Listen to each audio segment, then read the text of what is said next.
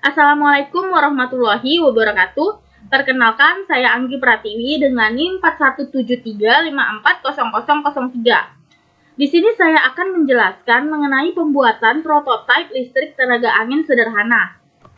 Berikut tujuan percobaannya. Yang pertama, mengetahui komponen pada rangkaian alat pembangkit listrik tenaga angin.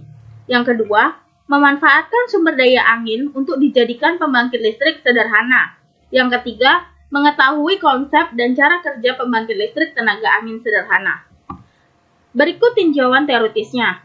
Keterbatasan energi listrik dan tingginya ketergantungan terhadap bahan bakar fosil membuat pemerintah harus tanggap untuk mencari solusi dari permasalahan tersebut dengan mencari sumber daya lain.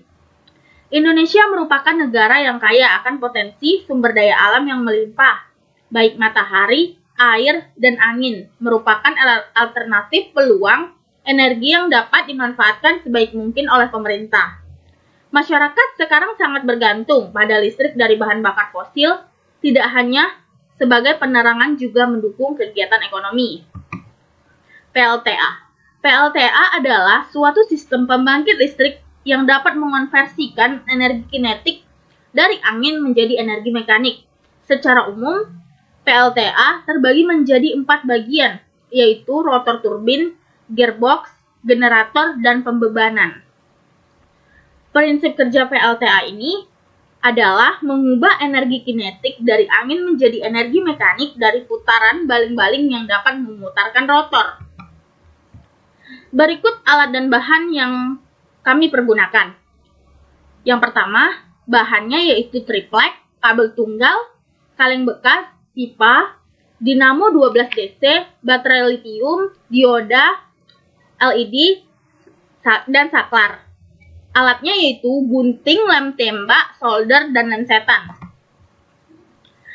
Prosedur kerjanya yang pertama, membuat tempat untuk lilitan kumparan pada baling-baling.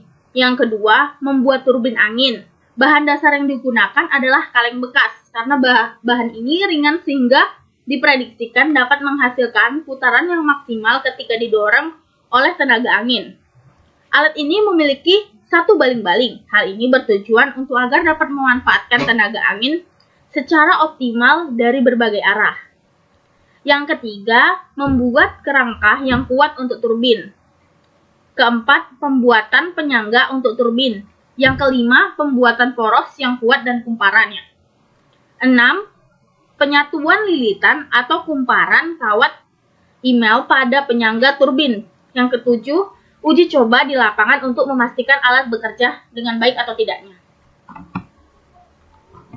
Pembahasan dari kami, desain alat miniatur turbin ini, pembangkit listrik, komponen generatornya dibuat terbuka sehingga kelihatan magnet dan kumparannya dengan tujuan agar kita mengetahui komponen-komponen dasar generator. Kemudian, kumparan dapat diganti jumlah lilitannya. Jadi alat peraga pembangkit listrik tenaga angin bisa dimanfaatkan dengan maksimal sehingga dalam pembelajaran dapat diperagakan secara langsung.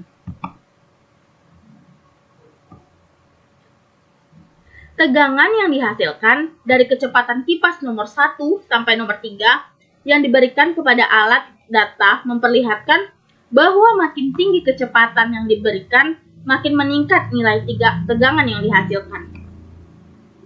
Kesimpulan dari kami, putaran turbin dipengaruhi oleh seberapa besar torsi yang dihasilkan gaya dorong angin terhadap suhu dan desain turbin angin.